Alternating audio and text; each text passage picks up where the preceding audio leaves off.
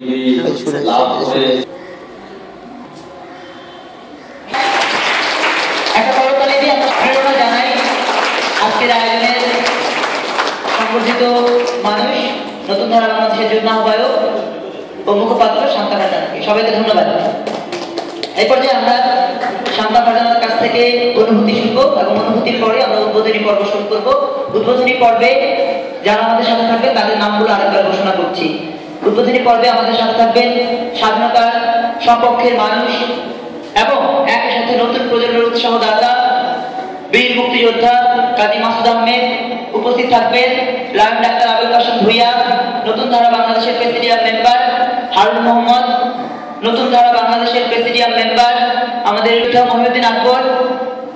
উদ্বোধনী পর্বে শুভেচ্ছা জানাচ্ছি আমন্ত্রিত অতিথিবৃন্দ এবং জাতীয় নেতৃবৃন্দ সকলকে।